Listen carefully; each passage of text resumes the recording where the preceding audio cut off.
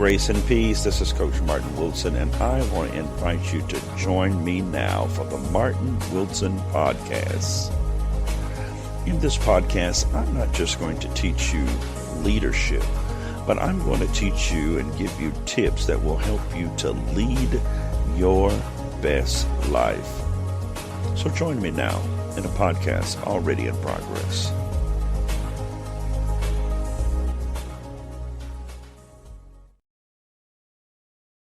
Welcome to the replay. This is Coach Martin Wilson coming at you with just a quick thought that I've been dealing with as far as some books and material that I'm reading.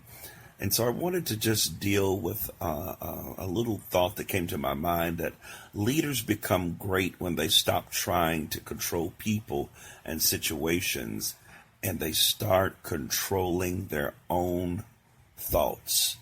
Because so many times what happens is we see people and we see that people are doing things that we don't like. When we see them doing things that we do not like, what we think in our mind is that we would feel better if they weren't doing it.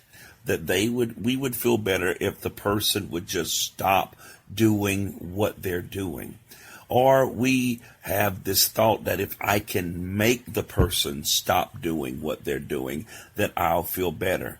But in all actuality, what we have to learn how to do is control our thoughts that we're having about a situation. We can't control other people. We can't make other people do anything other beyond what they make up their minds to do. Leaders become great when they stop trying to control people and situations and they start controlling their own thoughts. When you control your own thoughts about how you're thinking about a person. I've come to find out a long time ago when I pastored for about 12 years in Lenoir, North Carolina, that you're going to treat people according to how you think about them when they're not present.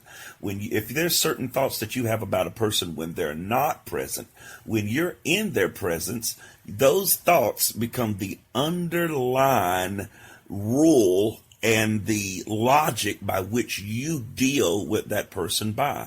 That's why if you have high expectations for someone, when they're around, you're going to treat them, talk to them in a manner that will raise their level of self-awareness, their self-esteem, so that they will begin to become the person that you desired them to be.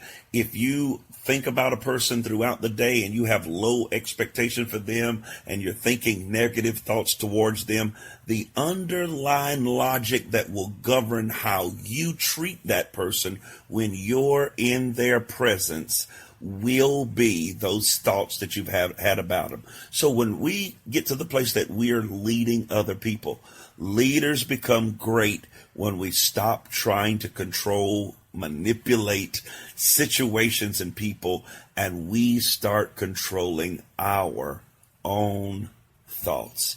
Listen, this is Coach Martin Wilson. Just wanted to come at you just for a moment with that quick thought.